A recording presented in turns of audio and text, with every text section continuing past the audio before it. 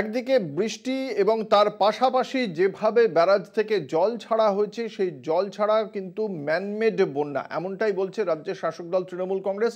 এবং একই সঙ্গে রাজ্য প্রশাসনের পক্ষ থেকেও কিন্তু ডিভিসির জল যেভাবে ছাড়া হয়েছে সেই বিষয়ে পরিকল্পনার অভাব, এবং সেক্ষেত্রে রাজ্যের সঙ্গে কথা না বলেই এই দামোদর ভ্যালি কর্পোরেশনের জল ছাড়াকে কেন্দ্র করে আজ উষ্মা প্রকাশ করেছে নবান্নের পক্ষ থেকে এই বিষয়ে একটি চিঠিও দেওয়া হচ্ছে দামোদর ভ্যালি কর্পোরেশনকে, এমনটাই জানতে পারা যাচ্ছে।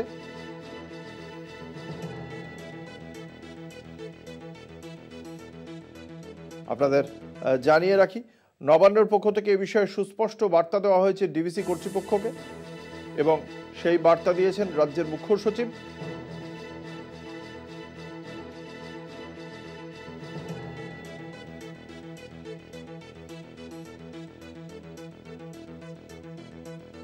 আমাদের সঙ্গে রয়েছেন আমাদের বিশেষ প্রতিনিধি দীপ্তিমান ভট্টাচার্য। দীপ্তিমান, আজ নবান্নের পক্ষ থেকে ডিভিসি কর্তৃপক্ষকে ঠিক কি বার্তা দেওয়া হয়েছে?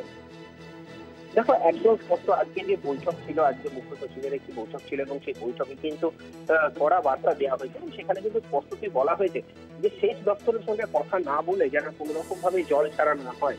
ডিবিসি চেয়ারম্যানকে আজকের এই যে দুপুরবেলা বৈঠক ছিল, দুটোর সময় মুখ্য সচিব ছিলেন এবং সেখানে কিন্তু আরো অনেকেই ছিলেন, প্রত্যেক জেলার জেলা শাসকরা ছিলেন সেখানে। সেই বৈঠকে কিন্তু ডিবিসি চেয়ারম্যানকে স্পষ্টভাবেই বলা হয় যে সেচ দপ্তরের সঙ্গে কথা না বলে যেন জল না ছাড়া হয়, ইচ্ছা মতো যেন ডিবিসি জল না ছাড়ে।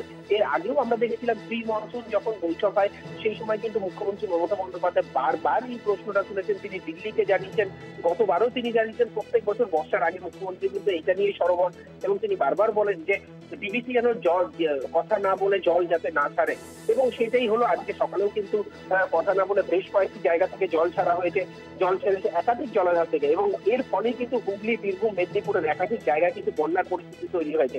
আজকে এই বৈঠক হয় এবং এই বৈঠকে কিন্তু ডিবিসি চেয়ারম্যানকে থাকতে বলা হয়েছিল এবং ডিবিসি চেয়ারম্যানের উপস্থিতিতেই কিন্তু ডিবিসি চেয়ারম্যানকে এই বার্তা দেওয়া হয়েছে, অর্থাৎ যেন এখন থেকে আজকে সকালে যা জল ছাড়া হয়েছে এরপর যাতে জল ছাড়া হয়, যেই জল ছাড়া হবে বা জল ছাড়ার যদি কোনো কথা ওঠে তখন কিন্তু যাতে সেচ দপ্তরের সঙ্গে কথা বলেই যেন জল ছাড়া হয়, ইচ্ছে মতো যেন জল ছাড়া না হয়, এই বার্তা কিন্তু আজকের বৈঠকে মুখ্য সচিব দিয়ে দিয়েছেন ডিবিসি চেয়ারম্যানকে।